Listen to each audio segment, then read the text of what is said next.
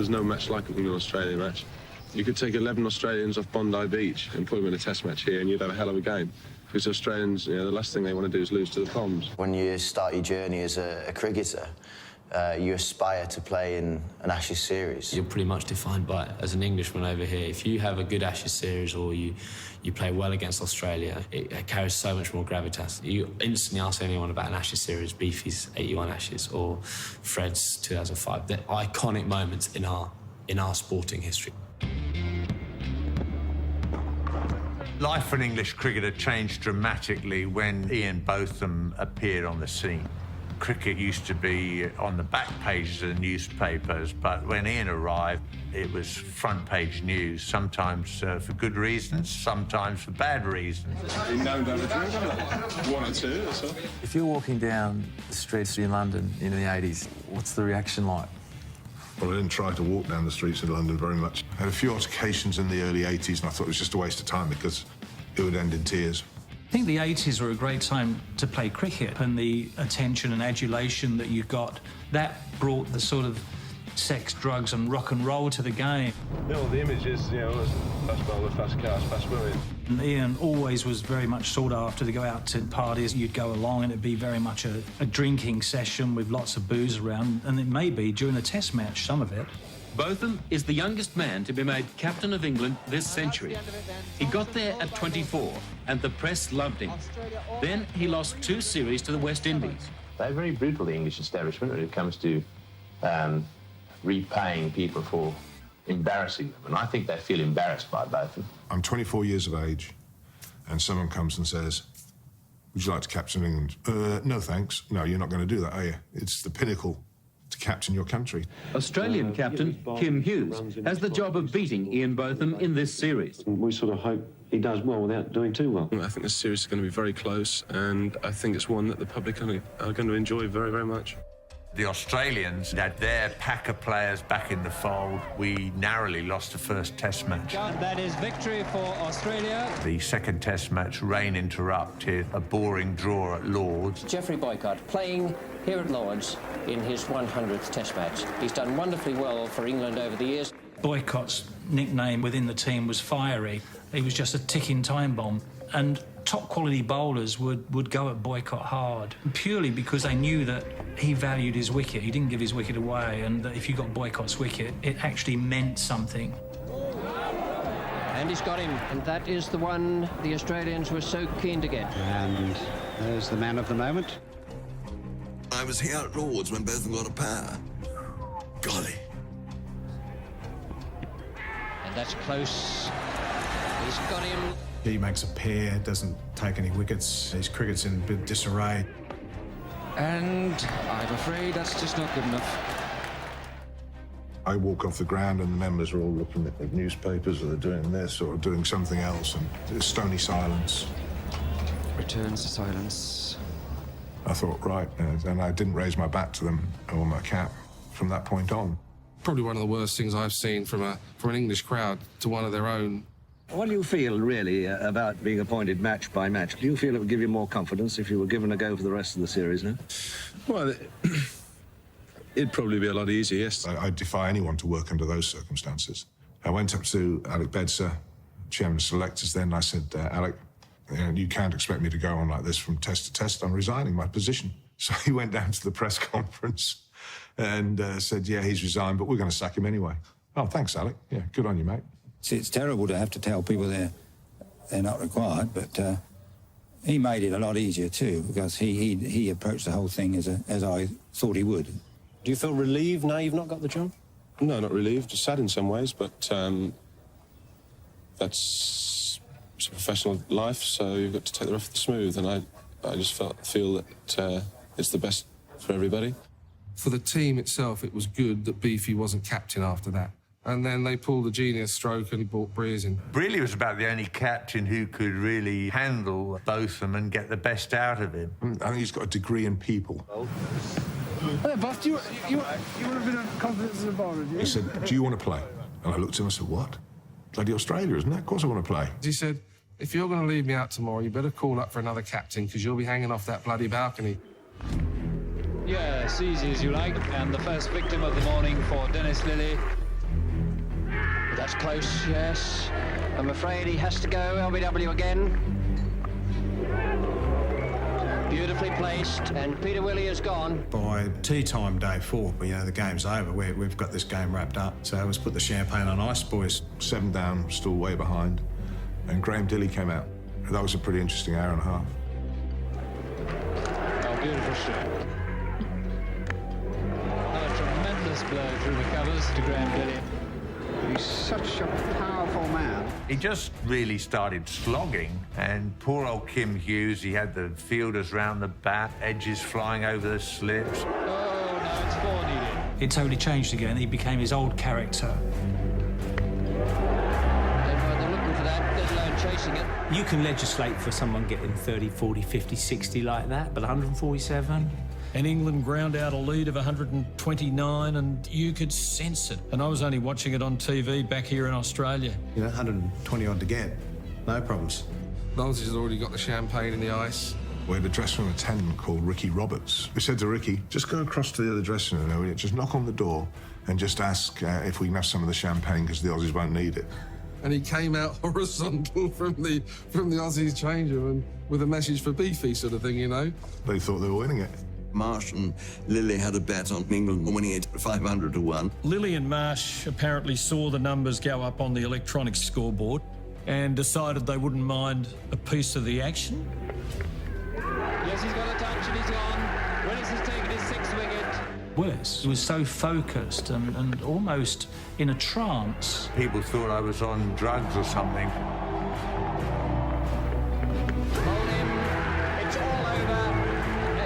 One of the most fantastic victories ever known.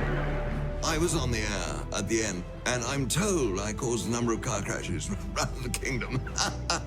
People, celebrating Julio. Oh, sorry. 8 wickets for 43 runs. Can't get any better than that. I've never quite felt the sense of despair sitting on that change room after that game finished. Just a thing in my gut that, you felt like being sick almost. I still get it. Still get it to this day. The Australians filled their bath with ice and champagne, but both of them was the one who drank it all. Odds of 500 to 1 in a 2-horse race. Just ridiculous. The fact that Dennis and Rodney put some money on us to win as well. It's said that they collected £7,500. And I never blame them for that. It's good odds. I did find out that Bob Taylor had a fiver on it, and he still owes us a drink for that.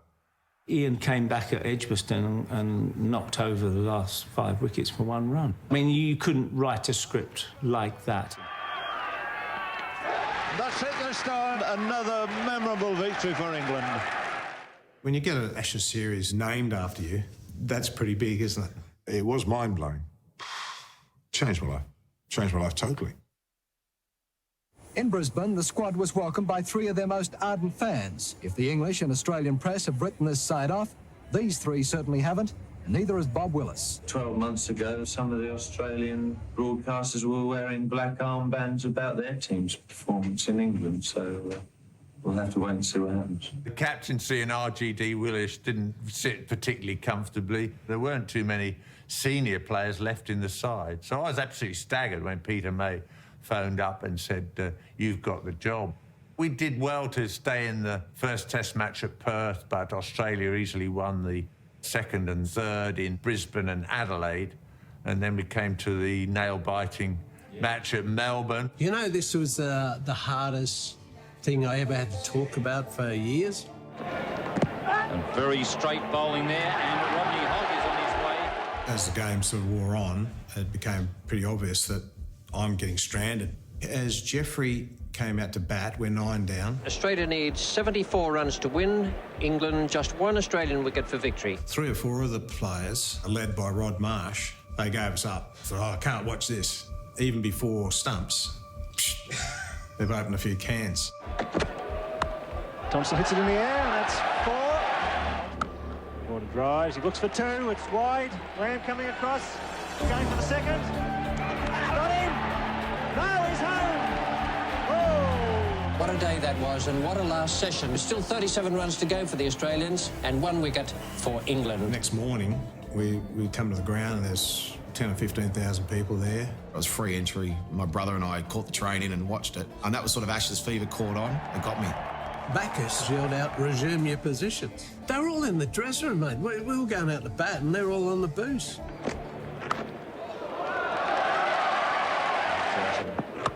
Once again, Thompson giving himself room. Tomo started batting like Bradman. Anyway, for some reason, Bob Willis didn't bowl me. I was walking around going, it's not broken. Alan Border is 50, and they'll be looking for 2 here. And very well run, Jeff Thompson. Alan Border moves along to 51. There was only one person to throw the ball to. Golden Balls was given the ball. Ian Botham bowls now to Jeff Thompson. He's got him! Second time, February knocked it up. And it was taken by Miller. Thompson is gone. So close. England win by 3 runs. Old Golden Bollocks strikes again. The quickest I've ever moved in my life. I just tried to hit a single rather than just bash the ball. Because it was a shit ball. And I nicked the friggin' thing. I was shattered. Because it was an Ashes tour. I had a tear in my eye in the dressing room. Then I got angry. And everyone had gone out of the room and gone into their room. And I opened the door. And I'm after a fight. And there's Beefy with a cigar. And there's David Gower, champagne and all this shit. Chill up. Get in here. Have a drink. I've gone, that is the worst fucking thing you idiots could ever do. I'm going to kill the lot of you. So you get to Sydney next week, and they've all gone quiet. And I can't believe I just did that. How fucking embarrassing is that? As Thompson comes into Botham. There's an appeal there from Jeff Thompson, and he's out. I got 5 for the next week. We won the match, luckily. Beefy was the first one in the room with prawns and beer. He said, you weren't bullshitting, Tom. So Australia win the Ashes. Great comeback by the Australian team. Greg Chappell, delighted man. You had 2 ambitions, one of which was to be captain of an Australian side that brought the Ashes back, and the other one, I think, was Queensland to win the Shield. Well, I'm not sure about Queensland winning the Shield, but we've certainly got the first leg up at this stage, and we're very happy about it, certainly. Bad luck. I suppose it's pretty tough being the losing captain in an Ashes battle. Yes, certainly is. To lose the Ashes we'd so gloriously won in 1981 so quickly afterwards, it's pretty desolate. In 1985, Australia was captained by a reluctant Alan Border. Kim Hughes had resigned the leadership amid emotional turmoil the previous Australian summer. And Border was it. I did get a bit stressed because I was quite happy with my lot in life, just being one of the boys. So that's not a good scenario to sort of come into captaincy, I don't think. It wasn't the greatest environment to be in, to be honest. England was a together unit. Gower, Gunning, Gooch, Botham. They knew we were having issues. We're just going to hammer you. And they did. After a crushing win at home in 1985, England arrived in Australia in late 1986, confident, even though the press were writing that they couldn't bat, bowl or field. There's only one thing wrong with the England cricket team. They can't bat, they can't bowl, they can't field. Apart from that, they're all right. Everyone wrote us off, and we won the Ashes by Christmas. What a great team that was. David Gower had a great series, captained and scored lots and lots of runs. And that one smashed away and into the boundary for 4. We were following a captain who was leading from the front, but not too many blokes could go with him. Edged and taken by Ian Botham at second slip.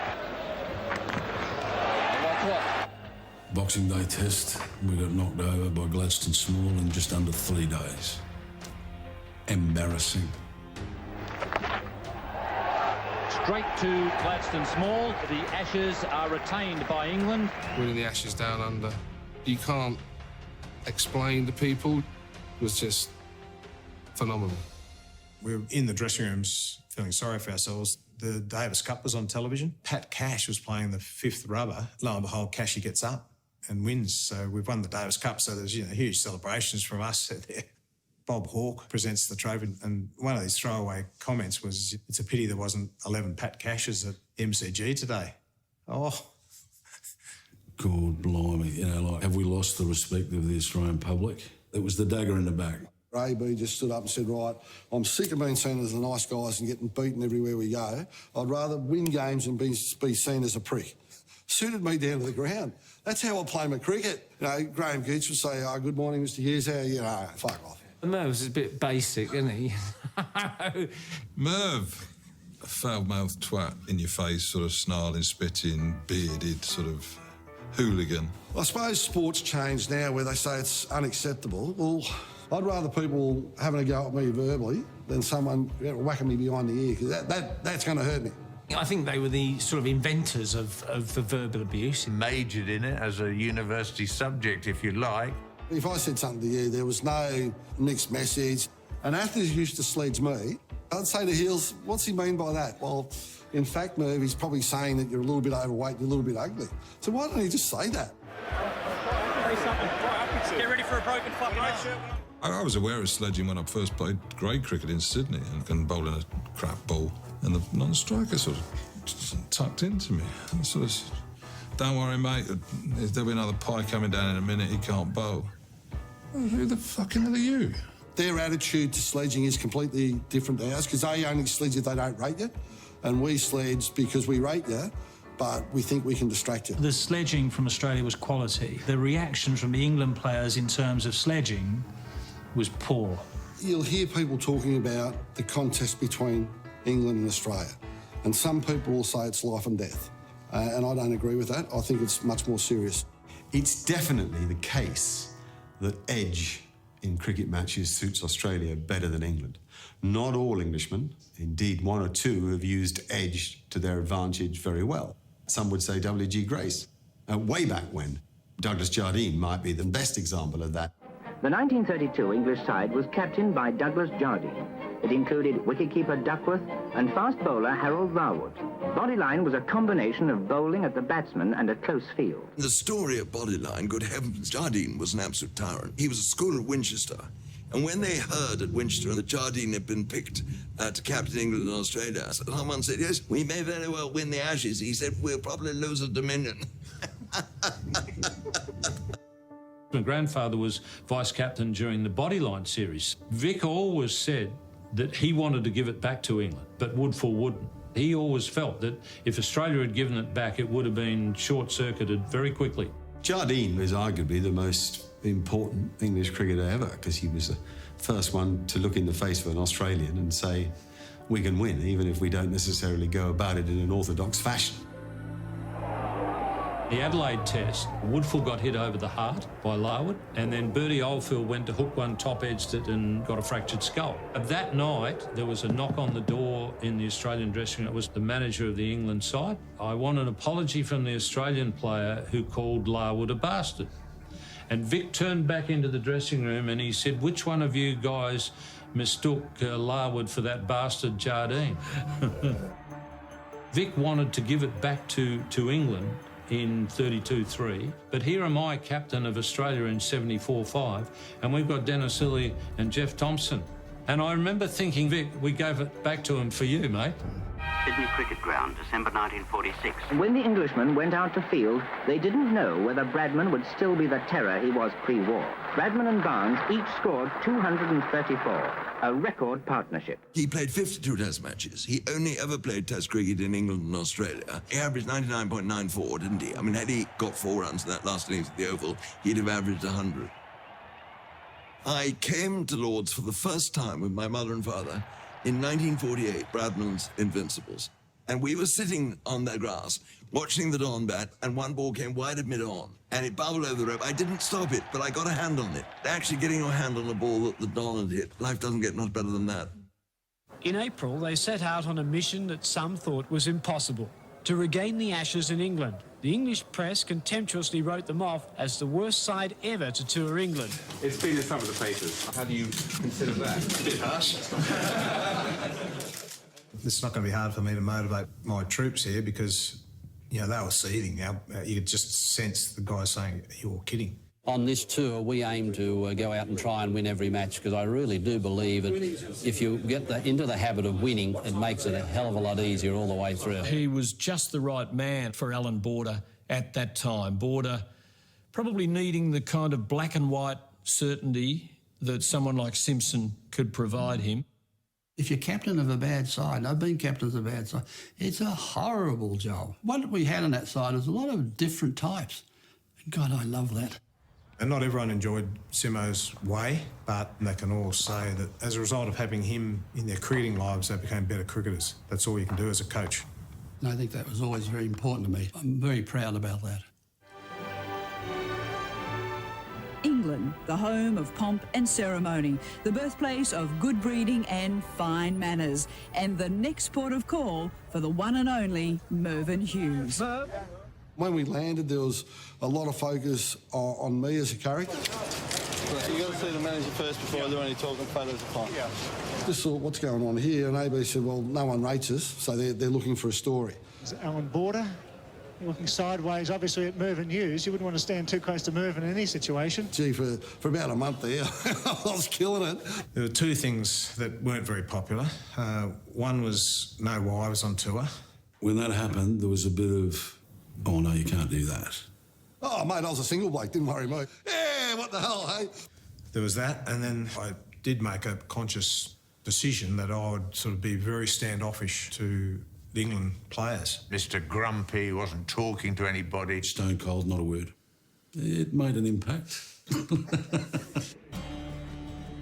A crowd has packed in here. They love these Aussie-England clashes. This is the one that really matters to them. And the first Test match, of course, is vitally important. It was a very, very tense time. Then came a moment when we moved forward in Ashes cricket history. The toss was won by the England captain, David Gower. He decided to send Australia into bat. And the English dressing room laughed. They started giggling. These convicts batting at Leeds. The thinking behind sending Australia in? I think the conditions were more the reason than anything else. They just hoped to knock a few over. It's a great shot. And that gets to treatment. Here he goes again, that's 4 more. 100 in his first Test match on England soil. Here I am in England and I've got 100. It's almost a realisation that I think I might be able to play this game. Then enters Steve Waugh. Waugh drives beautifully, that will be 4. Oh, shot. Bang, goes berserk, and his first Test 100. He's got it.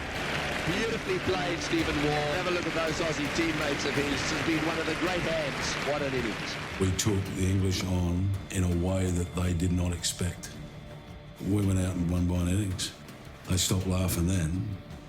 Well, I had the pleasure of playing against Tony Greig in the 70s when Australia had a good side and we were winning pretty regularly. This is second prize, I reckon, Greggy, being on the commentary team when England had been beaten.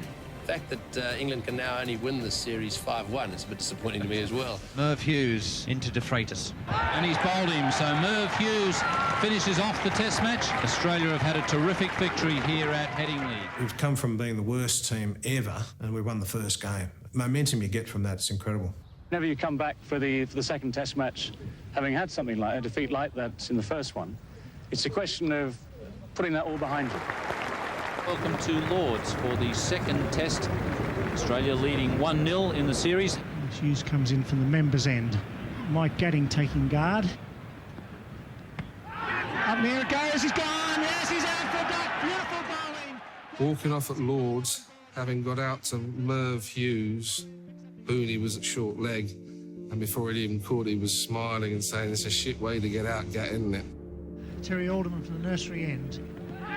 Big shout, he's out! 1 for none, Terry Alderman gets good. He hardly bowled a bad ball. Once he started getting people like Graham Gooch out, who was their best player, all the other players, I'm sure, kept looking at him saying, how are we going to play this guy? I wore out 3 pair of pads against him. He had me on toast a little bit. We didn't quite have the resolve and the strength of character to stick in there when it mattered. Mr Prime Minister, welcome to sunny Lords. Thank you very much. You've been with the British Prime Minister? Yes, the relationship between our two countries is on a stronger, more productive level than it's ever been. And you think things will still be amicable if we're 2-0 up after this Test match? That could strain the friendship a bit, I think. Oh, he smashed that one through extra cover. David Boone has decided to have a go.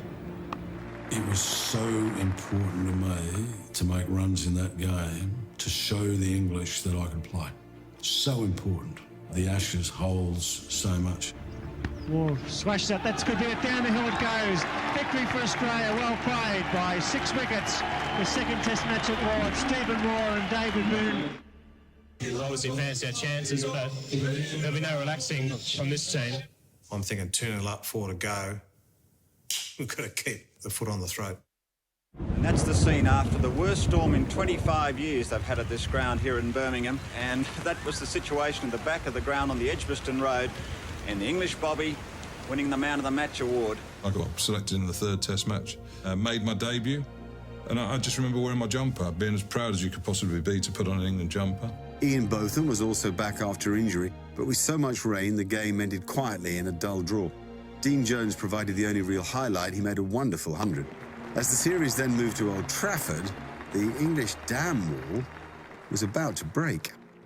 Quite a few of the players had signed contracts to go to South Africa, and that broke in the middle of the Old Trafford Test match. Ted Dexter, who was chairman of selectors at the time, had approached players a couple of matches earlier and saying, look, have any of you players signed contracts? It was very difficult to say that you weren't, but you were obliged to, so you were actually lying. The England committee utterly deplores the recruitment of a rebel group of England cricketers to play in South Africa, and the committee entirely refutes the proposition that players will be in some way crusading in a good cause. I had no idea. Caught David Gower by surprise too. English cricket was falling apart. This is all I've ever wanted to do, and you get in the middle of it, and all of a sudden there are lots of English people not wanting to play for England or more happy to go on a rebel tour to South Africa. Once Australia sniffed that uncertainty in the English camp, they thought they're a bit worse than we thought they are, and they got on a roll, and they played some fantastically good cricket. Shit, we can do this. We can beat England. Boone sweeps and victory for Australia by 9 wickets, 4 runs. Taylor and Boone. Tubby and I hitting each other was like two freight trains hitting each other. And then to look up to the dressing room with everybody up like that, it's an amazing photograph. As the Australians celebrated, England cricket plummeted into deeper crisis with the shock announcement 16 top players have signed for a rebel tour of South Africa. Fleet Street led the outrage. We knew that anyone going to South Africa would receive a 5-year ban. 1 minute you're trying to save a test match, the next minute the roof falls in on you. I think the rumours around the dressing room, talk of money rather than cricket, jealousy, aspiration, all coming together at the same time can make for a broken cricket team. One of my strong memories was sat in an England dressing room, listening to the Aussies singing their song, wearing the baggy greens, and wanting to be in that other dressing room because you really felt there was a team there and something special taking place, whereas England just seemed to be fragmenting and falling apart. England, well, they've had their problems through this Ashes series, and they've had to make plenty of changes in this 5th Test match. I'd love to see you with a haircut like that, Fando. Well, we've still got some hair to do it. And there is a cracking shot. Beautiful shot, superb. Mark Taylor, a touch of class. Great shot from Jeff Marsh. Full pitch. Mark Taylor scoring his second 100. Beautiful innings. Jeff Marsh, 100 not out. Australia continue the crucifixion of England. The ground announcer came over, and this partnership now goes past the record set by Laurie and Simpson there at one stage, and we're going, oh yes, we've got Simo, and look up the change room. The end of the day's play, Australia no wicket for 301. 300 for none at the end of the day's play. How did you feel in the dressing room after that? That was one of the great days because I didn't actually see a ball bowled live. So I'm getting myself ready, and there's a TV screen sort of over here. I'll just sit here and watch, on TV, just see if the ball's swinging and doing bits and pieces like that. 1 over, 2 over, 3 overs, 4 overs. Then I start to think about going out onto the balcony. Terry Alderman, biggest psycho on Karma. What do you think you're doing? Sit down. So, of course, I sat down, and for the next 6 hours, I watched the game on the TV. Did not see a ball bowled. Had the Ashes wrapped up at that stage. Batted first, made a squillion, and then we had them 2 for 1. And that's out. He's gone. Caught it, second slip. He's gone. Atherton's gone for naught. And the crowd actually started giggling because we'd made 6 for 600, and there they were 2 for 1 and down 3-0 in the series. That's how big the gulf was at that stage between the two sides. One has to say that it's been an embarrassing and pathetic performance by England. and they've got a long way to go before they can play anybody at Test match cricket. Australia win that match by an innings, and the battered and bruised England limped through the final test, only to be saved by rain and bad light. Alan Border and his team had won the series 4-0, an incredible outcome. That series in '89, without rain, we're 6-0 winners. Everything we touched turned to gold. You know, we just didn't drop catches. We worked hard. We had a fantastic time off the field. It's a horrible feeling to lose, you know, especially if you've not done yourself justice. Winning and losing to Australia is a high and a very much a low, because it's the one you look forward to. It has something extra to the other series. To have stood 22 yards against them, to have competed against them, to have played and tried to get the better of them is something that you look back on with a great deal of pride and fondness, even though, sadly, we came out on the wrong end of it too often. Australia have won the series 4-0 and they've regained the Ashes, the first time since 1934 in this country. This has been a great Australian summer, and I would personally like to thank Alan Border and his men for the pleasure and the pain which he has given me this summer. It's just to feel good for me, because I think my captaincy improved. Up until then, I was a bit wishy-washy, you know, whether I wanted to do it or not. From '89, I was a better captain. Probably grumpier. Sort of comes with bringing a harder edge to my captaincy. Been involved in Ashes contests for a long time now, and this particular summer has just been outstanding, and, you know, it's very hard to describe the actual feeling to win this little urn. I had a beer with David Gower after we'd won the Ashes, and he made, you know, pretty obvious, oh, like, you're going to have a chat to us now, yeah? And I sort of thought, oh, yeah, OK, I've got under his skin a bit. I reckon we drank England dry. At the end of the night, everyone got up and had a little spiel. I reckon to this day, and I do apologise to my wife, because my wedding day wasn't bad, and the birth of my 3 kids, fantastic, but that was the best day I've ever had. They've got a couple of receptions for you, one in Sydney and one in Melbourne. The Australian public really getting behind the Australian team. I guess that's going to be a great thrill for you. Yeah, the guys are really looking forward to it. It's tremendous, really. Savouring the victory with the team began in earnest this week. The team gathered for a ticker tape parade through the streets of Sydney. I don't think words can sort of explain the feelings of this day. There was thousands and thousands of people lined in the streets. Is the Ashes this big? This is embarrassing. But how wonderful. Just the most amazing thing I've ever experienced. The reception from the people of Sydney, outstanding. It gave you a different level of pride in what we'd achieved and how important it was that we kept moving it forward.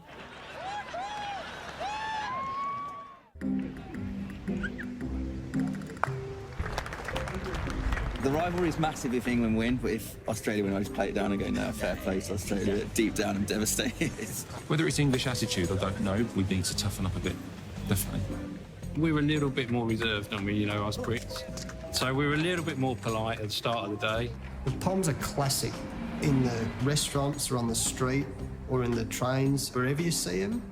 If they're going well, they are all that. But if they're not going, they then retreat back and, yeah, we're rubbish. Yeah, you guys are just way too good for us. But when they start winning, oh my God, like this.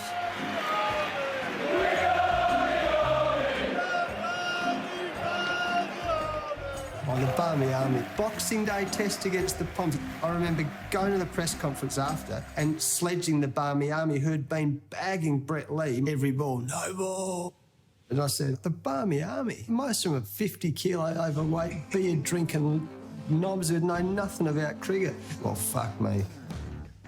Oh, shit, I copped it then. They just sang this 50 kilos overweight, 40 kilos overweight, 30 kilo overweight. It's relentless.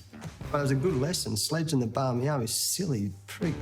It's a load of loose Brits hurling abuse at him while they've got the tops off and the 3 lines on the chest, looking pink as lobster. The morale's back.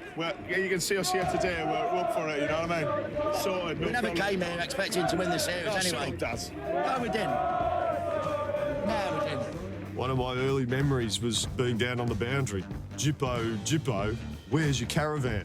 It dawned on me that they were all pointing at me. I'm going, what the hell's a Jippo? And I don't own a caravan. We think you look like a gypsy, a travelling person. I still reckon it's the greatest form of flattery is where the opposition crowd are taunting you. Sumo, sumo, you fat bastard, you eat all the pies. And I'm thinking, well, happy days. Yeah, I like pies. I'll run with this. Going back in time, you don't want to be an England fast bowler fielding on the fence in front of Bay 13. That would be a tough experience. Yeah, friendly souls down there. Well, they're weak as piss. Well, they're weak as piss. Hey, Willis, you take ugly pills. I think you're hooked on them. If they sense that you're getting a little bit agitated by it, they'll just home in and just absolutely nail you and will not let you off. There was a good send-off for the MCC team. It was obviously one of those occasions when a few well-chosen words were called for. We hope to attack these Australians from the word go, and I hope very much that we're going to bring back the Ashes. The England-Australia Ashes rivalry is unique. The Australians, until very recently, have always been a good deal more adventurous and dashing. The English players have been perhaps a little more stoic. There are fundamental differences, I think, between Australian cricketers and English cricketers. The Australians' natural instinct is to attack, and the English have previously had an instinct to defend. I don't think that's the case anymore. One of the great things Australian cricket did was that they changed the tempo of the game. 1.5, 2 runs and over disappeared. You know, these guys were scoring 4, 4.5. Could go all the way for 4, so that's a great start for Australia and Australia in the series. They're much more likely, on balance, to take a risk of losing in order to secure a win than almost any other country. You have an image of an Australian cricketer. It's a sort of craggy, hard-faced, hard-nosed, get-after-you sort of person. I think an English person is a bit more... There's more to life than this, pal. I think we both have pride in what we're trying to achieve. We are going to hate this. Probably a fraction more free-spirited. They were nicer. Yeah, I think they were nicer. Generally, not as aggressive. We have changed as an England team, men and women, over the last even 5 years. Just the way we play our cricket. It's all about being able to change the game. Especially over the last few years, it's developed quickly. We're not there to make up the numbers against Australia. We're there to go and beat them. I think there's a really obvious Australian way of playing the game, and it's about a little bit like the Australian psyche. It's a bit brash. Australian cricket is more of that. Australians, I think, are full of more shit. It's quite simply they were very gentlemanly about it. We're brought up to play tough, play hard, at the end of the game, get off, have a beer. And the mantra in the Australian team there was no one leaves until the esky's empty.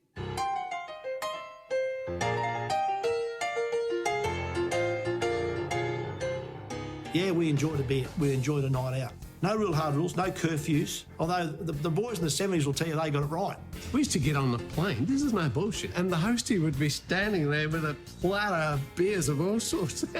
People are still filing on and we're drinking. The plane flights these days are a little bit different. Rod Marsh has never actually told me the record that how many drinks he had on the plane. I don't think you can remember, mate. I was the one on the aisle seat. Bacchus was in the middle, Dougie was on the wing.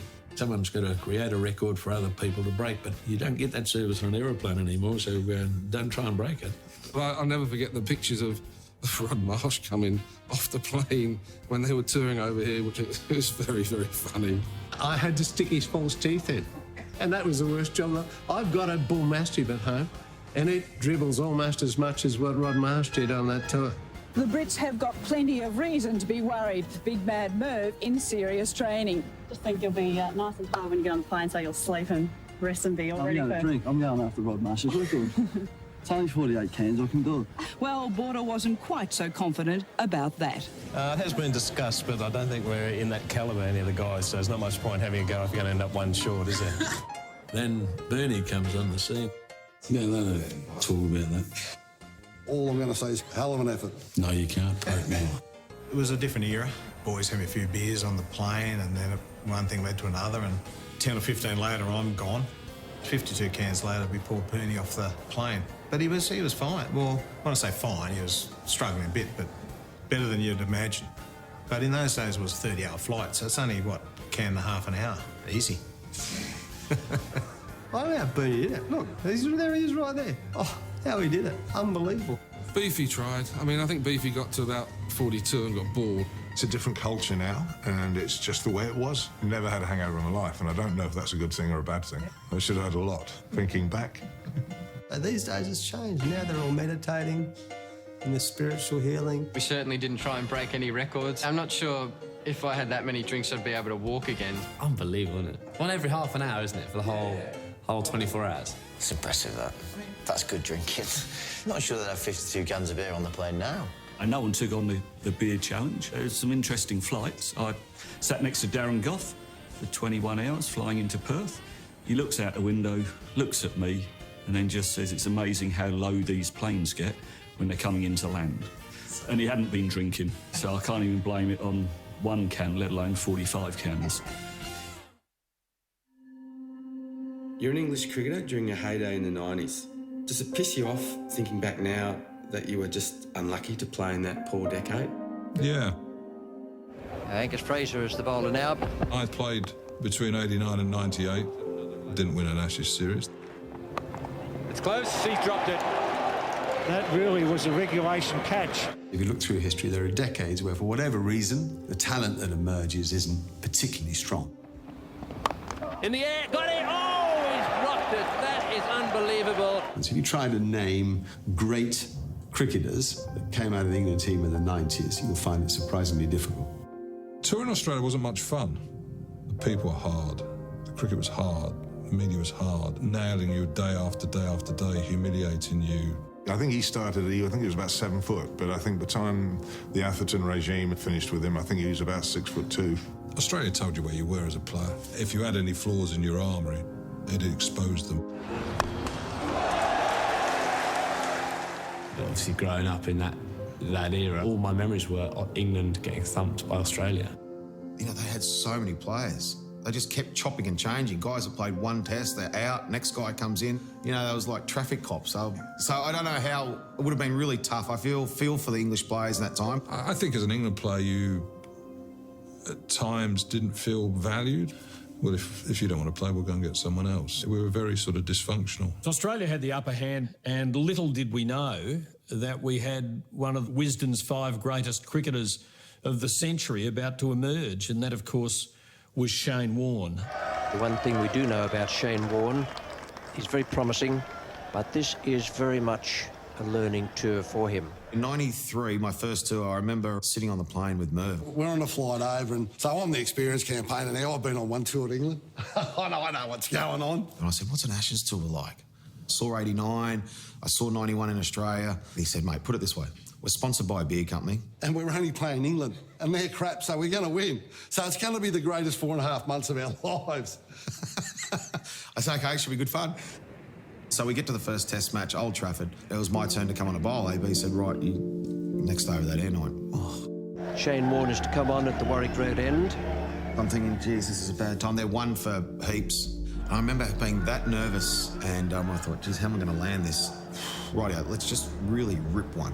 Just rip one as hard as you can to give the Poms something to think about. First ball in Test cricket in England for Shane Warne. And I came in and I just ripped it, and as soon as it left my hand, I thought, oh, that's a good ball. And he's done it. He started off with the most beautiful delivery. Gary has absolutely no idea what has happened to it. You could hear it fizz as it came out of his hand. You hear the click of the fingers and then zzz. And he couldn't have pitched any better, only knocked one bail off. And I said to him at the time, healed, I said, you kicked the bail off. He said, no, mate, you've been bowled now. You know, off you go. I didn't hear the ball hit the stumps, and I saw a bail on the floor, and I saw my foot was still in, and it didn't hit the pads, it didn't hit anything. My recollection is Gat's face, because that was the first thing I saw. The big fella's just turned, he's looked at me and he's gone. You sort of say, you know, did you expect it was going to spin that much more, you know? It was a bit of a fluke, wasn't it? I said, yep. It was still good enough for you, though, mate. You know? The fact he's turned out to be the best spinner of all time makes it easier.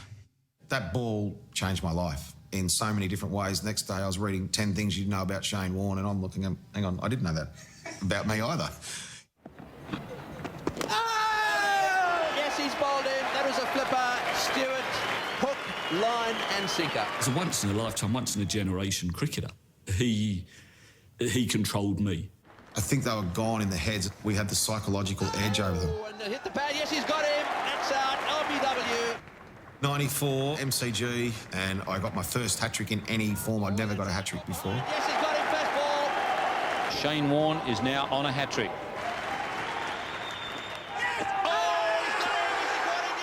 Booney took an absolute screamer. It's as good a bat pad catch as you'll ever see. And Tony Greig, the commentary was fantastic. He's got a Shane Warne hat-trick. David Boone.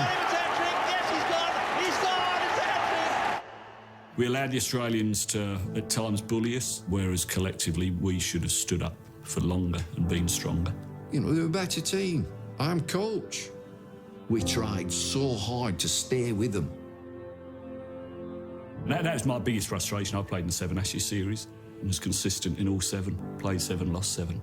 That generation of players in the 90s, your Athertons, your Hussains, your Frasers, your Alex Stewarts, were never in a winning side against Australia. It became this holy grail for just English people. One day we must win it, but I couldn't see anyone ever winning. We played against some of the greatest players who've ever played the game, but I'd change it all to be able to say I'm an Ashes winner. Don't worry about that. By probably the mid to late 90s, I think their side was getting better. But I think at that stage we had that aura about us. I love the fact that I can say I played in 6 Ashes series and we won all 6. And I was also trying to tell our players, they're just like you and me. They're just normal blokes.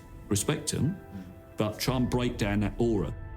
Alex Stewart, he gave me a great sledge. I still hurts, still burns today. He said, lucky there's 10 other good players because you are rubbish. And they're carrying you. I'm thinking, another series gone, another time I haven't won the Ashes.